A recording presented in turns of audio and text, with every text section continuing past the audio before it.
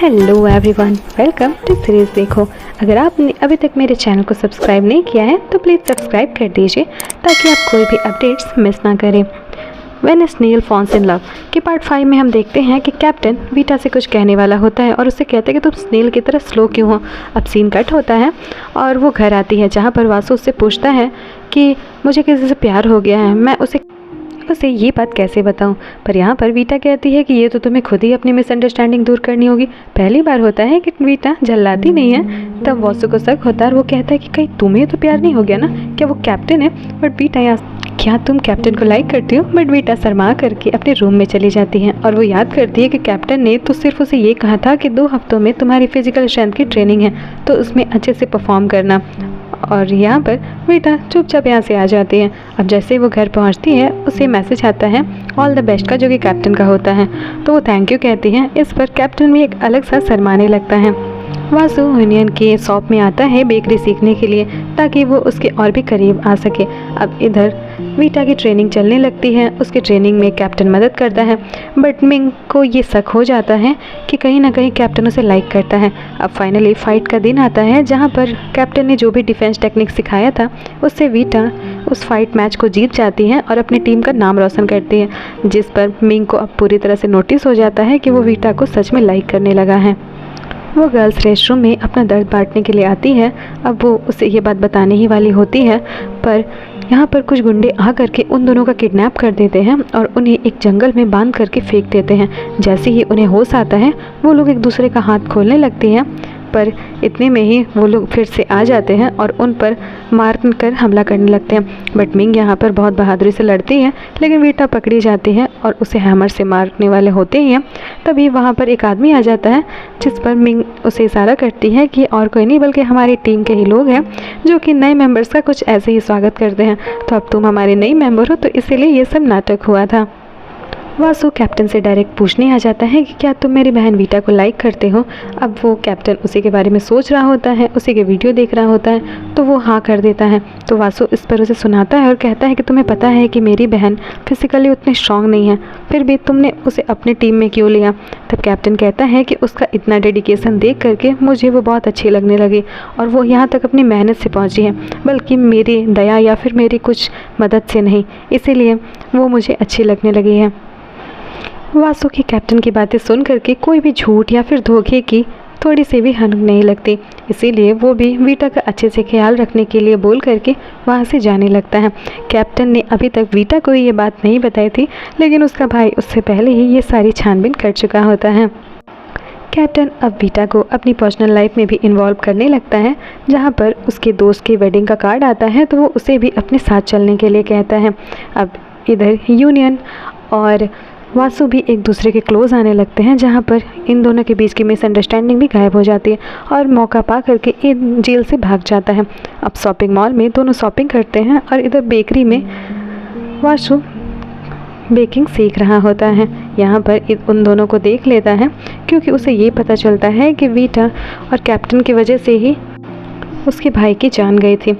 अब इधर वो लोग दोनों वेडिंग में जाते हैं जहाँ पर वीटा इतनी ज़्यादा प्रिटी लग रही होती है कि कैप्टन के तो होश ही उड़ जाते हैं। यहाँ तक कि एक अंकल उन्हें ही दूल्हा दुल्हन समझ लेता है और उनकी तस्वीरें लेने लगता है। इतने में ही ईद उन्हें मैसेज कर देता है कि यूनियन और वासु उनके कब्जे में है और वो लोग उसे मार देंगे। वो शहर के बाहर एक स्टोर रूम में उन दोनों को बांध देता है और उसे ये सब कहने लगता है कि तुम्हारी बहन की वजह से ही मेरे भाई की जान चली गई। यहाँ पर यूनियन इतना रोने लगती है तो वासु से कहता है कि मैं पहले पूछ नहीं पाया, पर क्या अगर हम लोग यहाँ से बच गए तो तुम मेरे साथ डेट पर चलोगी। और वो हाँ कर देती हैं।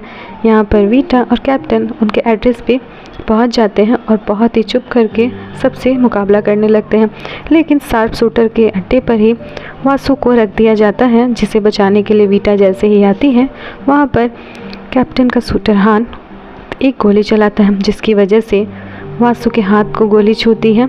वीटा पूरी तरह से बच जाती है और ईद के इसी में मौत हो जाती है, लेकिन एक गोली कैप्टन की बाजू में भी जाकर के लग जाती है, जिस पर वीटा उसे कंसोल करती है। अब एक नए केस के दौरान एक लड़की की अफीम खाने की वजह से मौत हो जाती है, जहाँ पर मिंग थोड़ी सी नर्वस दिखाई देती है, यानी कि पहले जितनी वो कॉन्फिडेंट थी वो दिखाई नहीं देती। अब वीटा और कैप्टन मिल करके एनालाइज करते हैं और उन्हें पता चलता है कि 3 साल पहले भी एक इसी टाइप की सीरियल किलिंग हुआ करती थी, जिस पर सेन पर उन्हें शक होता है।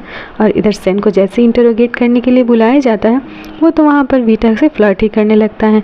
इसीलिए कैप्टन वीटा को ये काम देता है कि तुम्हें सेन पर नज़र रखनी है, लेकिन इसी मौके का फ़ायदा उठा करके सेन उसे डेट के लिए पूछ लेता है। अब क्योंकि कैप्टन ने उसे इस केस से दूर रहने के लिए कहा था और उसके पास काम होता नहीं है, तो वो सेन को डेट के लिए हाँ कर देती है। बट इस बीच में कैप्टन को उन दोनों को साथ देख करके बहुत ही ज़्यादा जलन होती है।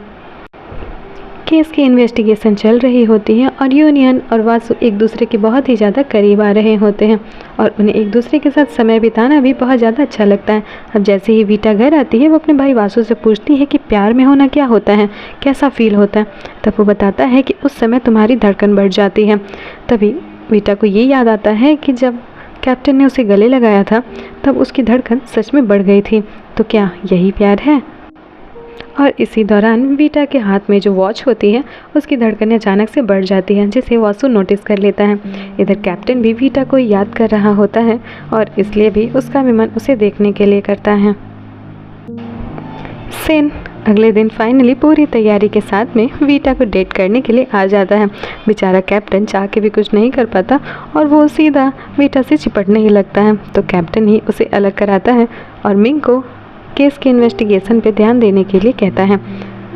इधर वो लोग एक घर में जाते हैं जहाँ पर वही अफीम के कुछ इंजेक्शंस मिलते हैं, जिस पर उन्हें पता चलता है कि कल्प्रिट सुसाइड नोट लिख के मरा नहीं था, बल्कि वो कहीं भाग गया था। यहाँ पर मिंग फिर से कुछ न कुछ नर्वस दिखाई देने लगती है। इधर हम देखते हैं कि डेट पे आने के बावजूद भी वीटा सेन पर ध्यान नहीं देती, बल्कि उसके दिमाग में सिर्फ और सिर्फ केस ही चल रहा होता है। सेन को भी ये बात पता चल जाती है, तो वो उसे कहता है कि मैं तुम चाहो तो मैं केस में तुम्हारी मदद कर सकता हूँ। मेरे सीसीटीवी फुटेज में उस किलर के हल्के से रिकॉर्डिंग आ चुकी है, जिस पर वीटा अचानक से बहुत ही ज़्यादा एक्साइटेड हो जाती है और वो जैसे ही उस फुटेज को देखती है, वो सोचती है कि मुझे अभी जल्द से जल्द जा करके कैप्टन को ये प्रूफ देना होगा। और सेन के साथ ही वो उसके घर पर पहुँच जाती है। अब बिन बताए पहुँचती है तो कैप्टन नहा रहा होता है, जिसे वीटा को देखने के बाद देखते ही रह जाती है। लेकिन सेन उसकी आंखें बंद कर लेता है और वो कहता है कि तुम जाओ कपड़े पहन कर आओ, तब वीटा अंदर आएगी। लेकिन इसी में वो सेन का ही ब्लेजर पहन करके वीटा के साथ बातें करने लगता है और वो फुटेज के लिए उसे थैंक यू कहता है। लेकिन यहाँ पर पहली बार केस के दौरान भी वीटा का ध्यान कैप्टन के शरीर पे ही होता है, बल्कि केस पे नहीं। अब वो उसे फुटेज के लिए थैंक यू कहने के लिए बाहर लाता है और यहीं पर हमारा ये पार्ट ख़त्म होता है। हम अपना अगला पार्ट जल्दी अपलोड करेंगे, सो स्टे ट्यून्ड। और अगर अभी तक आपने मेरे चैनल को सब्सक्राइब नहीं किया है तो प्लीज़ सब्सक्राइब कर लीजिए, बेल आइकन दबा दीजिए ताकि आपको ये अपडेट मिस ना करें। तब तक के लिए बाय।